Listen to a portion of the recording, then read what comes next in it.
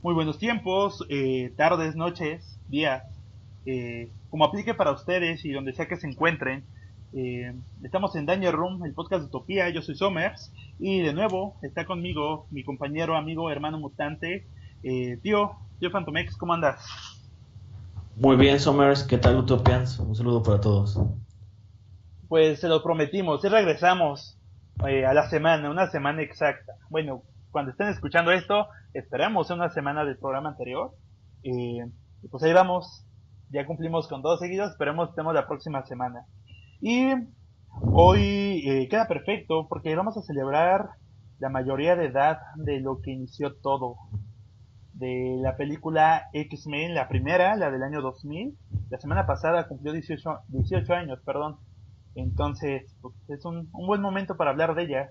Que tan bien envejeció, que tan mal envejeció y cómo la recordamos. Fue una buena oportunidad el sacar este tema para celebrar los 18 años de pues el inicio de la saga cinematográfica de los X-Men. He leído, sobre todo en la página, que muchas personas o son solamente seguidoras de la saga cinematográfica de los X-Men o empezaron a leer cómics debido a ellas, así que pues qué mejor tema para un podcast que uno que nos una a todos los Utopians, tanto los lectores como los lectores. Ok. Y además, creo que ni siquiera fue el inicio de la saga cinematográfica de X-Men, sino fue el inicio del cine de superhéroes.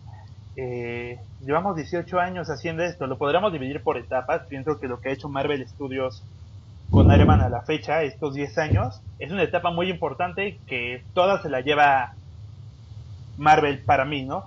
Pero tenemos 8 años previos que hubo mucho material y que creo que no se considera tanto como era de héroes en el cine, de superhéroes en el cine, y que ahí está, y que a veces olvidamos porque pues, tenemos de a 5 o 6 películas de superhéroes actualmente por año, y pues hace 18 años tuvimos una que inició todo, que fue justo X-Men, y que en aquel entonces eran los superhéroes más famosos de Marvel, ¿no?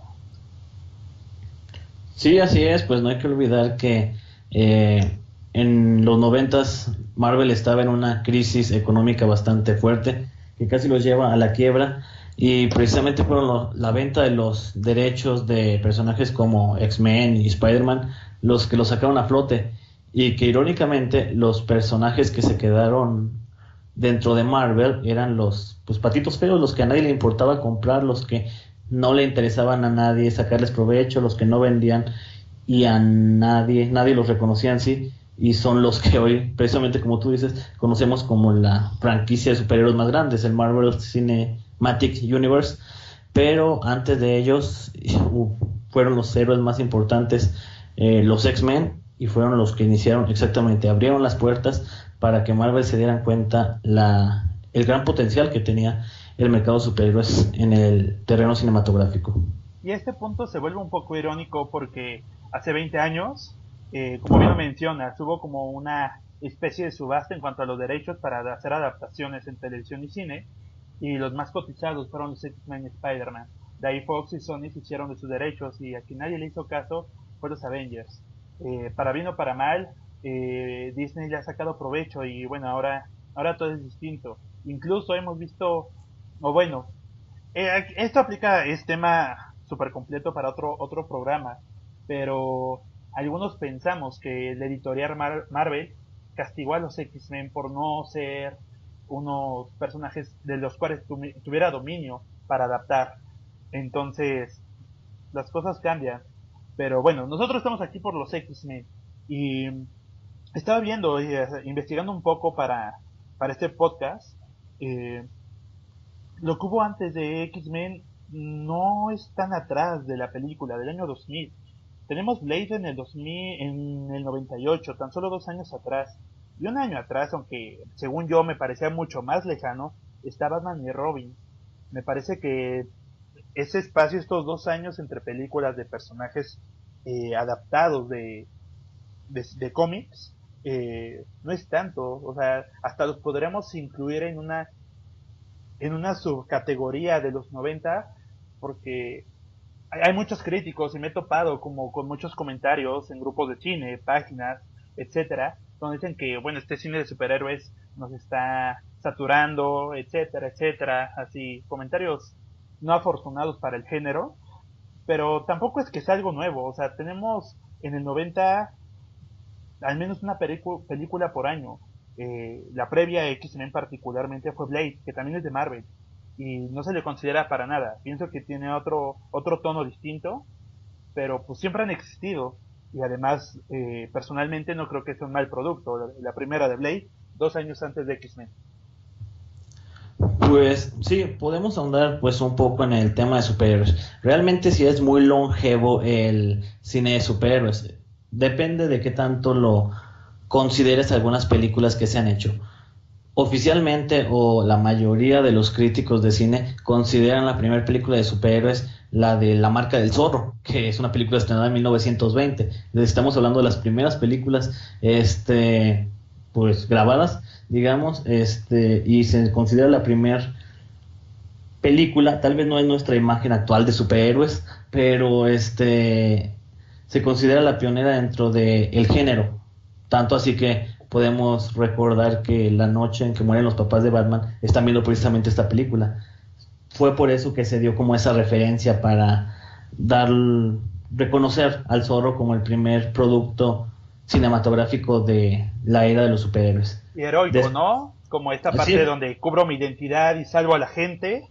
Eh, Qué chido. La neta es que yo no lo tenía considerado y va mucho más allá de la primera adaptación de Batman para la televisión. Así es, y pues después de eso, creo que podemos ser sinceros al decir que DC se adelantó bastantes décadas a Marvel en cuanto a sus películas.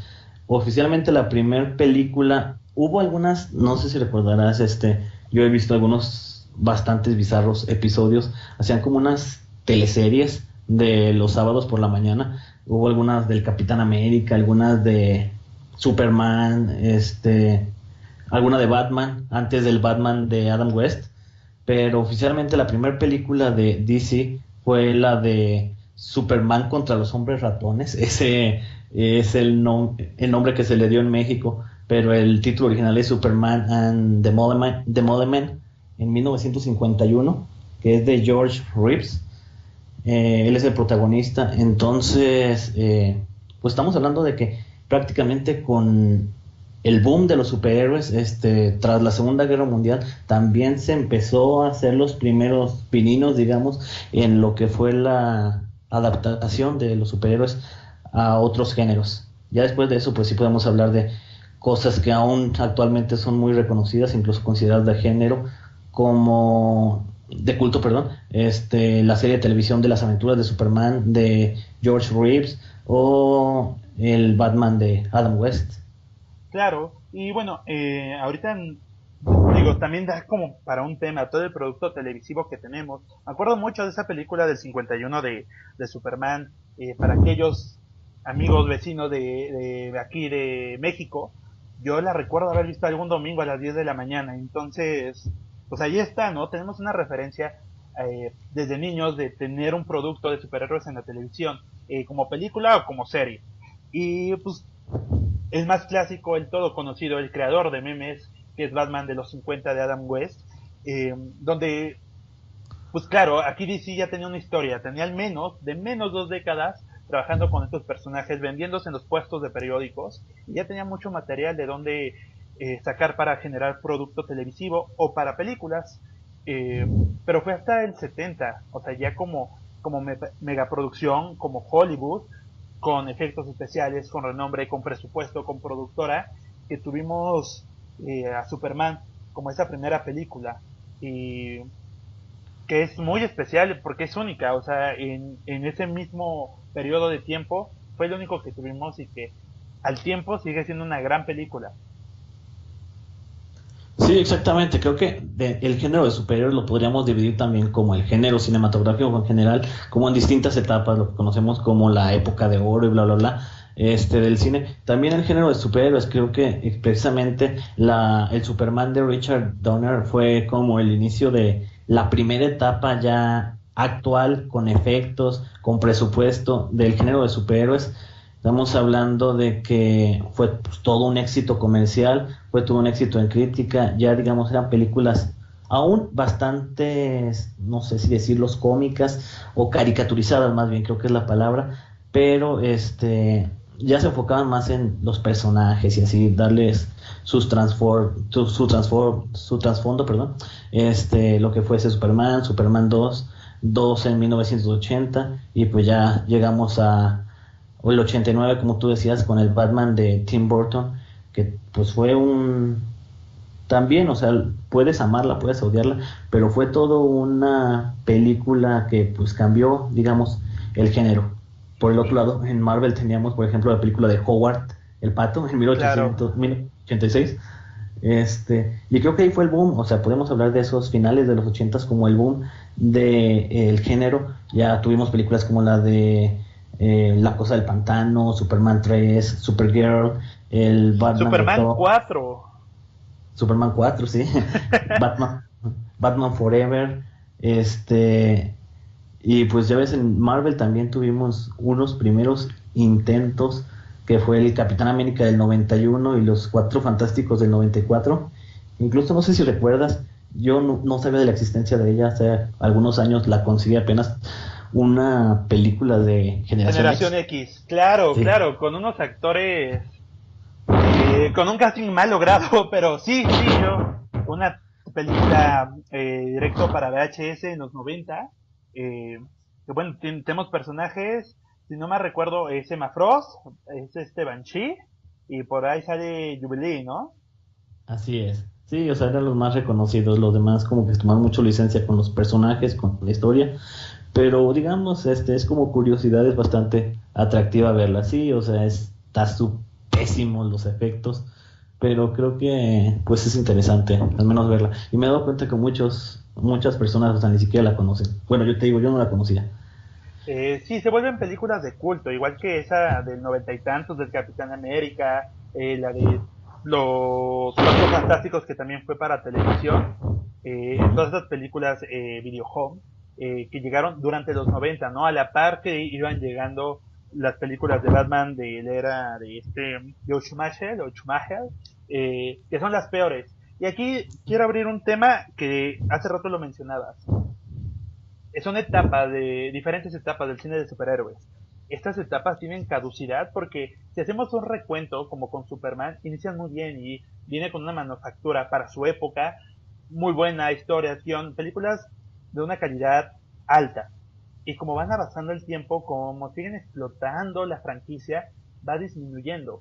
Lo tenemos en Superman, lo tenemos con la primera franquicia de Batman, eh, ¿crees que eso siga pasando con las actuales películas de superhéroes?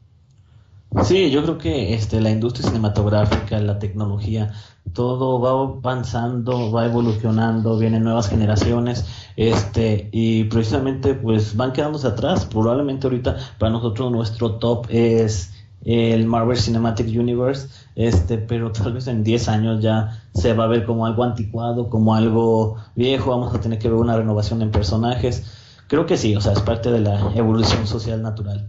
Y precisamente, ahondando en esto, creo que precisamente tras todos estos películas que acabamos de comentar, llega la película del Cuervo, en el 94, que fue la primera película independiente de cómic de superhéroes y que marca como que yo creo que también un parteaguas que ahora DC se considera muy dark, pero fue realmente la primera película que tuvo un concepto de violencia ausente, que estaba muy ausente en las películas de superhéroes anteriores, que eran más dirigidas como a jóvenes, más como el hecho de ser populares, pero El Cuervo fue la primera película, que como tú lo mencionaste ahorita, le abrió la puerta a películas posteriores como Spawn y la trilogía de Blade, que también eran películas ya como más serias, ya más para adultos, Más con más maduras. trasfondo.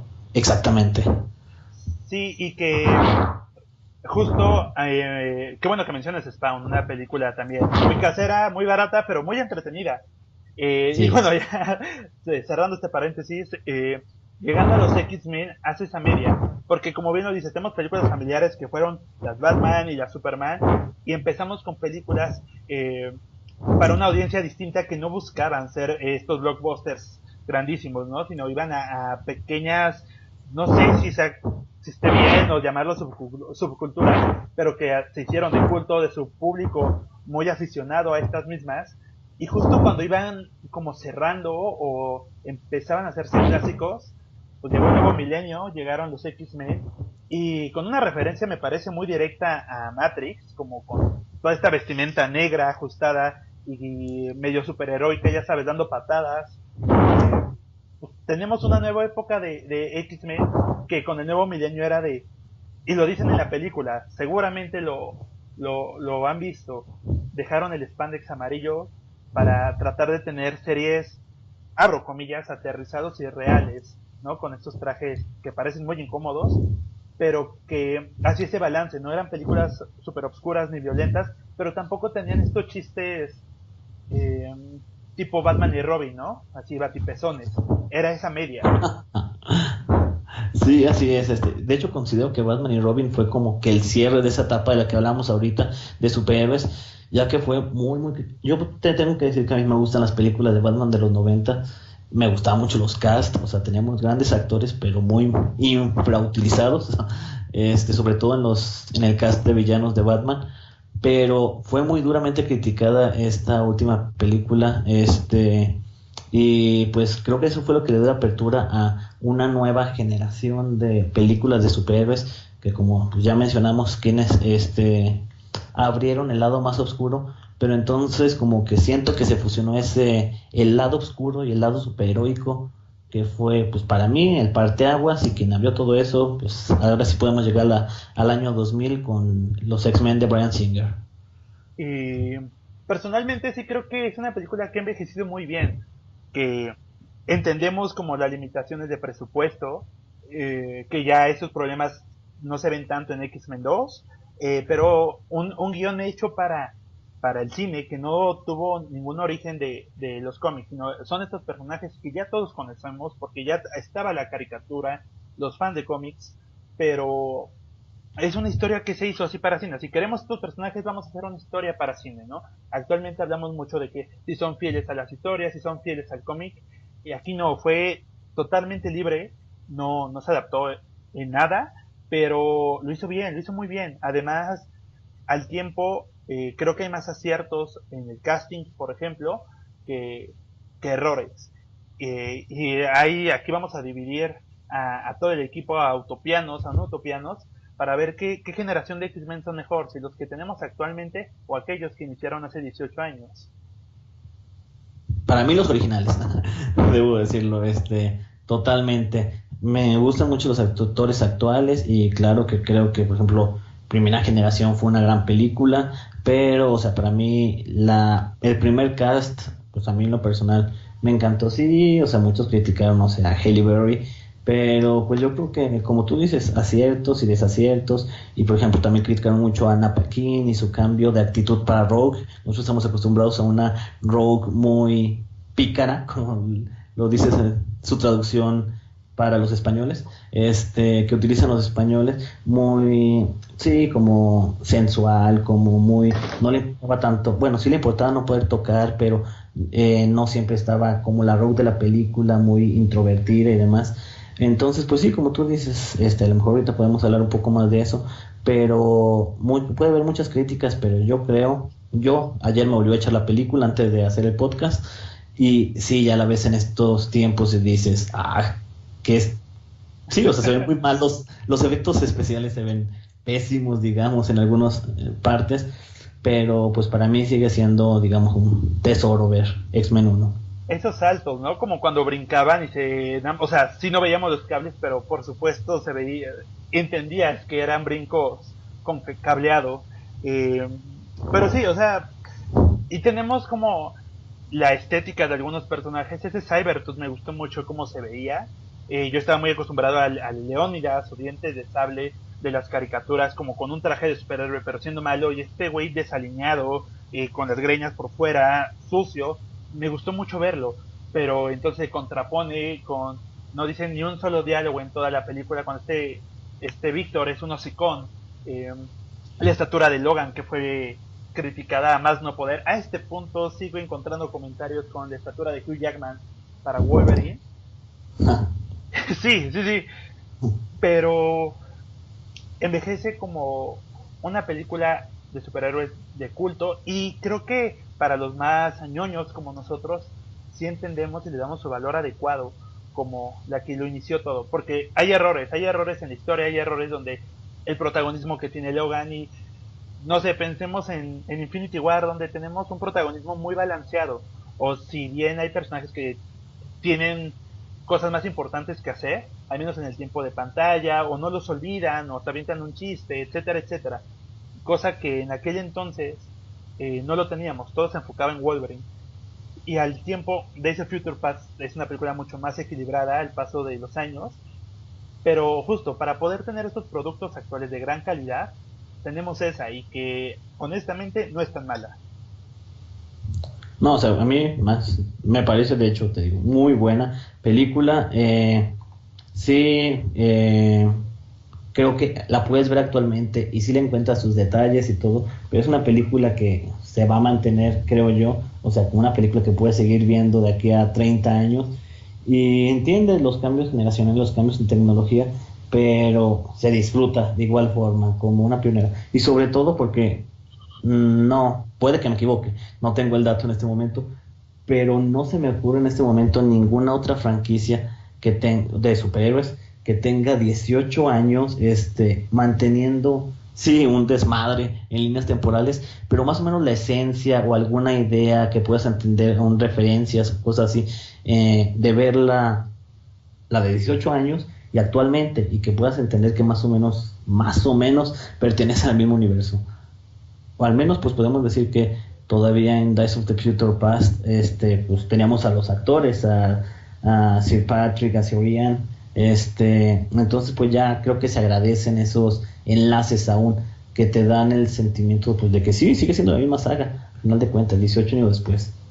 Claro, y siempre tenemos la opción de, si no entendemos las líneas temporales, decir que un hechicero lo hizo, ¿no? O sea, siempre tenemos esa vía rápida. ¿Y quién es tu personaje favorito? O sea, considerando solo X-Men de esta película, ¿quién fue tu personaje favorito? Bueno, pues mi personaje favorito, igual que ya lo era desde los cómics, pues obviamente fue Wolverine, como tú lo dices, obviamente tuvo más protagonismo y pues es, digamos, la historia del chico nuevo que se tiene que adaptar y bla, bla, bla, que lo vemos es la fórmula para docenas de películas de todo tipo. A través de él vemos qué son los X-Men, por qué están ahí, cómo se adapta, si se va, si se queda.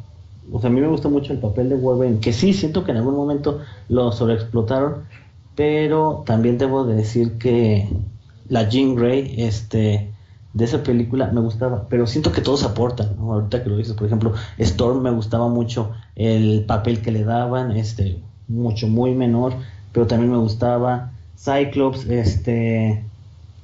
tenía su papel de contrapeso de Wolverine, pero al mismo tiempo así como que tendías como una cierta amistad, odio entre ellos, pero hacían bromas, entonces creo que todos tenían una parte que los volvía muy interesantes. A mí mi favorito sin duda es Magneto. Lo que hizo Ian McKellen es, me parece, de lo mejor de toda la franquicia y de lo mejor de todo el cine de superhéroes, porque tal cual como en el cómic, tiene ese balance perfecto entre víctima, porque sí creo que es una víctima. En esta película no es que sea antihéroe, pero sus motivos los entiendes y los comprendes perfecto, y también tiene una mirada donde es un culero, y lo puedes hacer. Pienso que fue en esta película donde yo me hice muy fan del personaje de Eric, y no sé, a la fecha, y tal vez a bote pronto, y no sé, tal vez me arrepienta de esto, pero hasta creo que me gusta más este Magneto que el de Michael Fassbender. Sabes que hasta ahora que lo dijiste, y justamente en cuanto estaba hablando de Wolverine, lo pensé, sí, tienes toda la razón, creo que definitivamente el personaje mejor plasmado y que más me gusta es sin lugar a dudas el Magneto de Sirian. Creo que aún más en la segunda, pero Claro, desde ahí la tiene primera... todas las gamas. Es malo, es Exacto. antihéroe, es víctima, tiene todo. Sí, o sea, simplemente la primera escena de la película, bueno, hablando de X-Men 1, o sea, es Magneto de niño, es en los campos de concentración siendo separado de su familia, lo ves sufriendo, o sea, lo entiendes, ves cómo se manifiestan sus poderes. Creo que sí es el personaje que tienes que, pues, entender, o sea, que sí, a lo mejor no está haciendo las cosas bien, pero pues también al final de cuentas no es, digamos, tan malo en X-Men 1, porque su finalidad era, sí, quería matar a Rogue, pequeño detalle, pero convertir a todos los principales cabezas del gobierno del mundo en mutantes para que entendieran lo que es mutante y así a través de esa acción unir a todos. Es decir, no era ni siquiera un hecho tan egoísta ni tan sanguinario, sino ustedes son quienes toman las decisiones y ustedes son quienes nos odian, pues los convierto en mutantes y así ya no va a haber pedos. Los grandes poderes políticos y económicos del mundo van a ser mutantes, así que ¿cómo van a seguir odiando a los mutantes? Creo que es una idea que sí vemos que no se lleva a cabo de la forma adecuada, pero pues no era tampoco tan descabellada ni de tan supervillano. Incluso pensando en si hiciéramos un conteo de los mejores openings de las películas o de secuencias iniciales, seguramente han visto muchos conteos. Me parece que es muy ignorado iniciar con una película de superhéroes, con un acontecimiento real o histórico y que no tiene que ver con el héroe o con los héroes, sino que tiene que ver con el villano. De nuevo, es innovador y que incluso a 18 años pocos lo han hecho. Pero pues vamos a hacer una pausa y regresamos porque queremos también platicar como qué impacto tuvo la película sobre los cómics, que creo que sí tuvo una influencia muy grande y que también dividió a la audiencia en si les gustaba o no. Pero bueno, regresamos y ahorita seguimos platicando de X-Men. Perfecto, regresamos.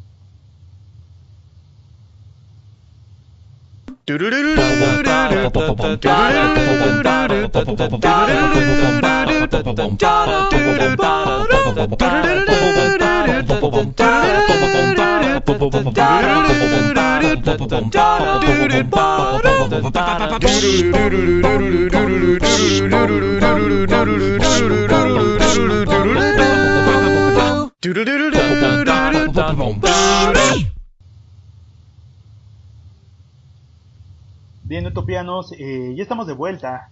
Y bueno, como ya nos escucharon la primera mitad, estamos hablando de X-Men 1, de esta película que lo inició todo y que recordamos con mucho, mucho cariño. Eh, ya hablamos un poquito del antes, de toda la historia que nos llevó hasta esta película, pero la influencia y lo que vino después, vinieron muchas más películas, claro, pero también hubo un impacto en los cómics. Eh, no sé, ¿cuál consideras tú que fue el gran cambio o la influencia que tuvo esta película en los cómics, tío? Pues yo creo que lo principal fue sin lugar a dudas pues la entrada de Morrison a escribir los X-Men, el cambio de vestuarios, el que veíamos una historias mucho más, no sé, maduras, mucho más, en algún momento lo llegué a leer, eran historias cinematográficas, ya no historias tanto de historietas, de cómics, sino como más espectaculares. Teníamos a Cassandra Nova atacando y masacrando de forma monumental y el Imperio Shark queriendo destruir a los X-Men. O sea, tuvimos una historia a unas escalas tremendas y creo que pues podemos hablar de que esto se deriva inmediatamente de lo que fue en la primera película. Y lo que me parece rápido más eh, claro o más obvio, perdón, son los trajes, esos trajes de cuero, pantalones de cuero con las X amarillas. Es, digo, si vemos el traje de aquella película de Logan es lo mismo, es un traje de cuero, digo, todo es un mameluco, pero con la X con bordes amarillos.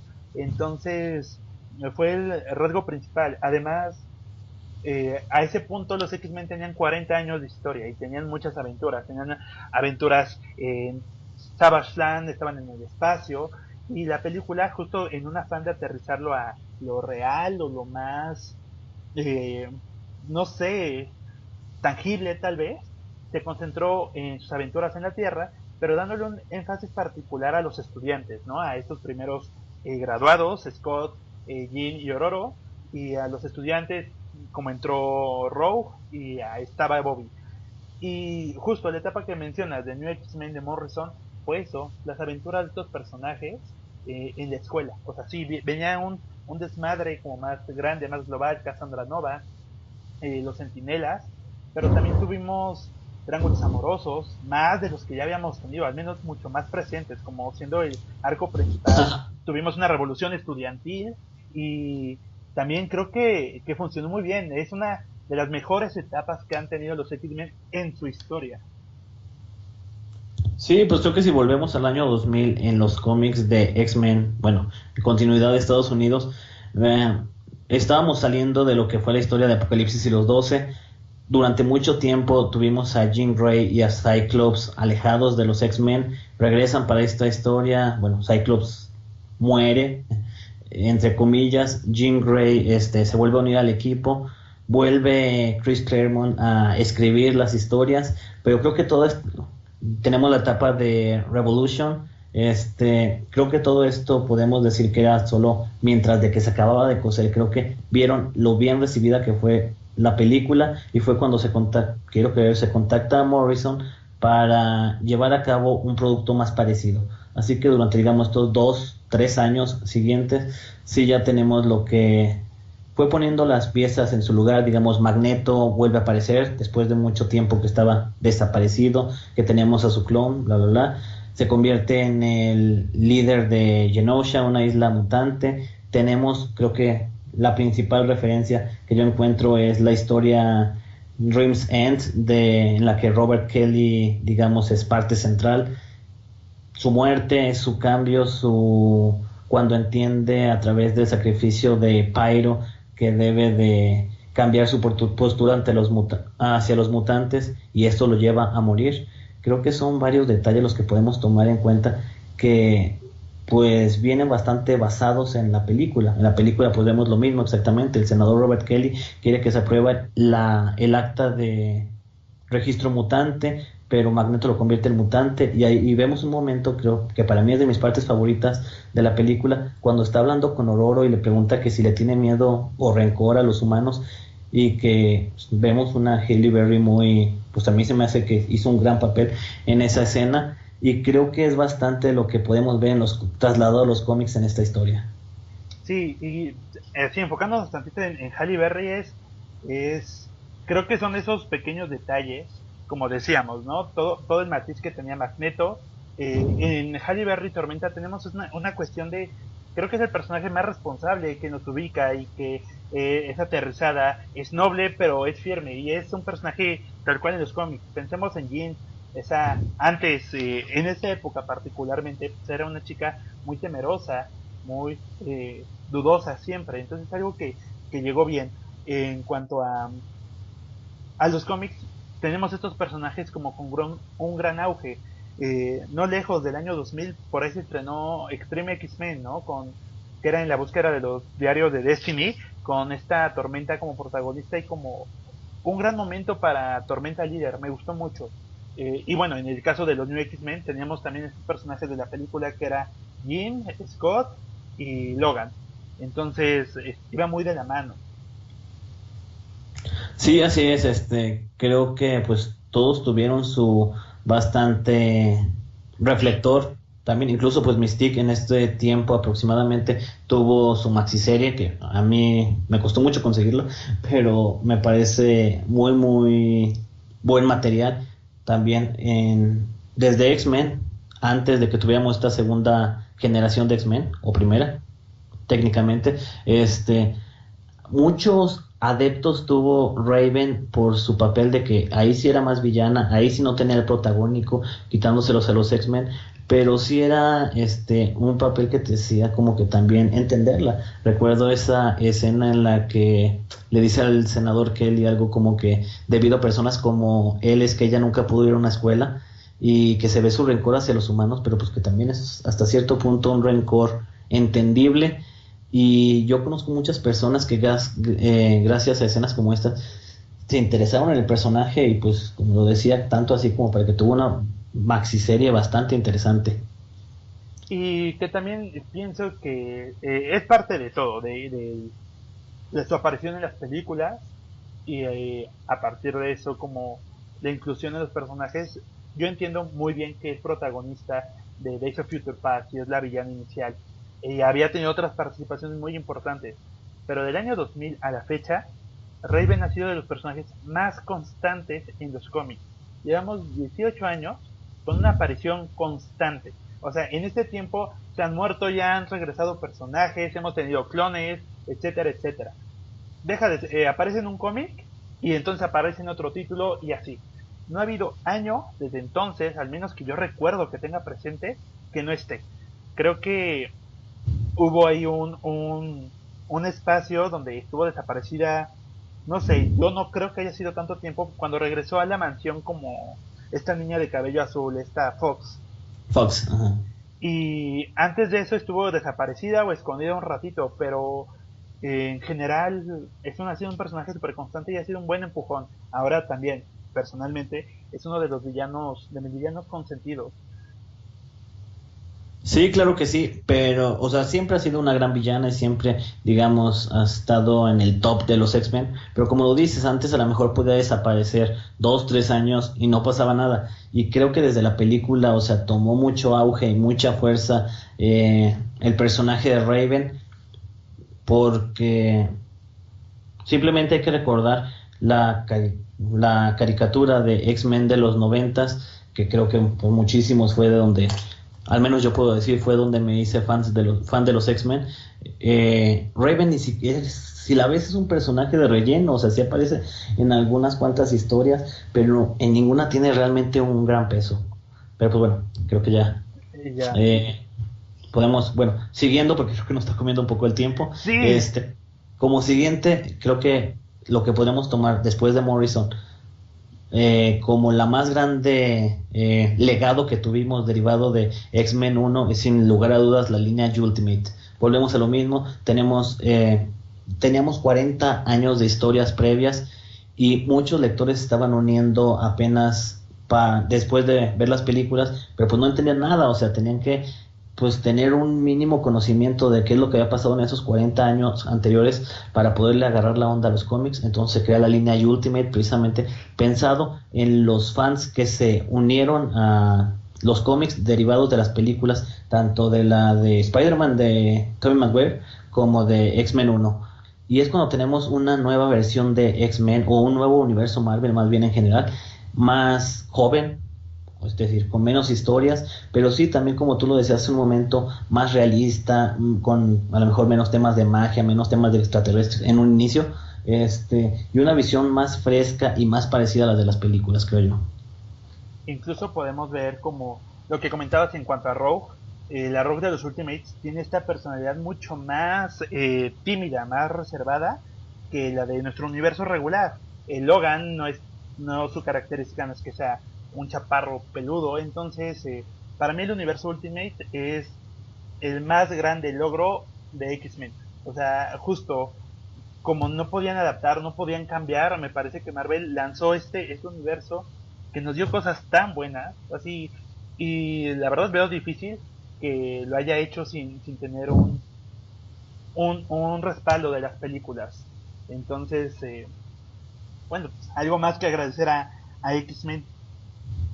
Así es. Y pues bueno, ya dejando un poco de lado los cómics, pues podemos hablar, hoy está muy de moda hablar del universo cinematográfico de Marvel, el universo cinematográfico de DC, pero pues creo que algo que en ese tiempo no se acostumbraba a utilizar como término, pero podemos decir que fue el primer universo cinematográfico, porque a lo mejor sí no estaban conectadas entre sí las películas, pero dentro de una compañía empezó a sacar una cantidad constante de películas, pues podemos hablar de, no sé cómo llamarlo, el universo cinematográfico de Fox / Marvel, que pues sí, o sea, fue X-Men, después tuvimos Spider-Man, después tuvimos Daredevil, Elektra, tuvimos todo un Ghost Rider, o sea, tuvimos toda una serie de películas derivadas de el gran éxito que fue X-Men 1, que podemos llamarlo el primer boom y del género de superhéroes, yo lo diría. Esa primera etapa y todas las que mencionas, yo resaltaría como franquicias en esos años, X-Men, Spider-Man, y no me parece tan lejano, Batman inicia. Muy No sé realistas y muy buenos, o sea, como en una nueva etapa. Por ahí, no sé, creo que Hellboy también se coló como para esa etapa, pero era muy fantástica, entonces no lo considera, digo, no es un superhéroe, pero es una historia que viene de los cómics. Los Cuatro Fantásticos, de verdad, fueron fallidos. Y tenemos esas tres franquicias que al 2008, por ejemplo, antes de esta última década y esta nueva etapa, eran las importantes. Sí, exactamente. Siempre olvido Fantastic Four, perdón. Intento Por olvidar a algo lo Thor. olvidas. Sí, creo que fue una de esas grandes franquicias. Obviamente, cosas como Ghost Rider o Daredevil, sí, fueron grandes fracasos. Como enfrente, la compañía de enfrente teníamos también Catwoman, por ejemplo. Ay, Pero ay. fueron pruebas y error que nos fueron dando cosas buenas, cosas malas, como Wolverine Origins. Este, pero sí, creo que la trilogía de Nolan de Batman, podemos decirlo como, sí, fue el momento en el que DC dijo, ay, pues yo inicié con todo este tema de las películas durante muchos años, pero ahora como que me están comiendo el mandado y lanzó, creo que para mí lo podría decir, un producto supremo como es la trilogía de Batman, y también aquí agregaría Watchmen. Watchmen. Sería bueno un día hablar como de similitudes de X-Men con Watchmen. Sí, Un creo que es programa. una buena idea para un próximo programa. Y bueno, antes de terminar, dos preguntas, tío. Eh, Así rápido, ¿en qué lugar pones X-Men? Digo, tenemos en total son de la primera trilogía 3, Wolverine 3, la segunda trilogía otras 3 y 2 de Deadpool. Tenemos 11 películas. ¿En qué lugar pones X-Men 1? Pues no quiero andar tanto dentro de lo que es las demás películas, pero dando nada más un número, yo creo que yo la colocaría aproximadamente de las 11 que tú mencionas en un número 4, entre 4 y 5. Ok, muy Sí, alto. sí, o sea, para mí está muy alto. Y lo único que le resta un poco es el tema, como ya hablamos de los efectos y demás, pero creo que sí, pues está bastante, para mí, bastante por encima de el promedio, o sea, de la mitad, digamos. Yo justo la consideraba en el mitad y de 11 el mitad era entre 5 y 6 haciendo como el cálculo más exacto y dedicándole como unas 12 horas para hacer este ranking. Pero bueno, justo se queda en ese medio como una buena película. Y bueno, no todos son flores. La última pregunta sería, ¿qué fue lo que menos te gustó de X-Men 1? De X-Men 1, creo que lo que menos me gustó, no lo sé, creo que siempre podemos hablar con la nostalgia y con la añoranza, y es difícil, pues no sé, criticar o decir, no, tiene sus puntos en contra, pero creo que sería muy difícil decir una cosa que, digamos, haya detestado. A lo mejor si hablamos de lo que menos me gustó, diría la peluca de Halle Berry. Ok, ok, ok. Más bien como la indumentaria. Eh, Así. a mí no me gustó tanto la pelea en la Estatua de la Libertad. De nuevo, creo que se concentraron mucho en Wolverine. Que Toad haya vencido a Jean Grey me parece muy absurdo. Digo, ahora lo veo con cariño, me da risa, pero incluso con esos efectos, incluso con los recursos de aquel entonces, me hubiera gustado una pelea distinta. Porque lo más emocionante es Cybertooth contra Logan al final, y pero pues tenemos tres magníficos personajes que pudieron haber dado más batalla. Y después de eso está Mystic contra Logan, y después de eso está, creo que, Logan salvando a Rogue. Exacto, entonces, pues ese contrapeso para Logan sería lo que tal vez no me gusta. Y pues eso es todo. Digo, ya dedicamos un podcast entero a X-Men 1 y a todo el impacto que ha tenido en nosotros. Perdónenme. Lo último, y eso es para que ustedes lo escuchen en casa. Así como identifican el tono de la serie de X-Men de los 90 o del 92, Me parece casi igual de icónico y clásico el tema de la película, de los créditos de X-Men 1 que se han ocupado para todas las películas que vinieron después. Ese tema es, digo, neta es un clásico. Eh, ¿A poco no se les pone la piel chinita cada vez que lo escuchan en el intro o en el final de las películas que hemos visto en los últimos años? Pienso que siempre es muy ignorado, es lo más ignorado de toda esta película y es grandioso. Sí, sin lugar a dudas, el tema musical y de sonidos también fue grandioso en lo que fue esta primera película, y para mí una también parte muy importante y que todavía la recuerdo constantemente fue la fase promocional que le dieron a los X-Men, que fue esa de confía en unos pocos y tema el resto. Creo que todo eso forma parte de lo que moldeó después lo que sería toda la franquicia. Y pues pues ya creo que para cerrar, pues ya podemos mencionar que después de X-Men, después de todos estos éxitos, pues fue cuando Marvel se dio cuenta así como que ellos eran los únicos que no estaban ganando, y gracias a eso podemos decir totalmente seguros que gracias a este hecho fue que se crea el Marvel Cinematic Universe. O sea, simplemente hay que ver, estaba leyendo un artículo del portal Slate en el que hablaban de que Marvel por la primera película de X-Men ganó $25,000. O sea, de todas las ganancias que tuvo Fox, le dieron $25,000 a Marvel. Creo que fue cuando Marvel se dio cuenta que necesitaban hacer algo urgentemente para no quedarse fuera de la jugada. Pues agradezcámosle toda la histeria y toda la, las ganas que tenemos de ver todas las películas que vienen, así Dark Phoenix, New Mutants, Infinity War, todo lo que viene, a X-Men. Y bueno, pues, con esto nos despedimos. Ahora ustedes cuéntenos qué les parece, su ranking de películas, déjenos en la página, en mensajes. eh, y bueno, antes que nada, muchas gracias por escucharnos. Tuvimos algunos comentarios y esto nos pone muy contentos y nos dan como la energía para seguir grabando para ustedes. Claro que sí, por aquí estaremos para nuestros escuchas y para nosotros Utopians. Muchas gracias, Homer, fue un placer como siempre, y pues felices 18 años a la saga de X-Men. Esperemos que queden muchos más. Muchas gracias a ti, tío, y felices 18 años, utopianos. Nos escuchamos la próxima semana. Y también pues creo que es un poco importante mencionarlo. Ya en un futuro podcast, creo que no sé qué dentro de cuánto tiempo, pero creo que estaremos hablando de la nueva etapa de las películas de X-Men una vez dentro de Disney. Veamos qué es lo que nos da el futuro dentro de la franquicia, o qué nuevas ideas o integración dentro del Marvel Cine Universe nos trae. Así es, hay que esperar las próximas noticias de Fox y Disney. Y bueno, mientras, platiquen con nosotros, déjenos comentarios.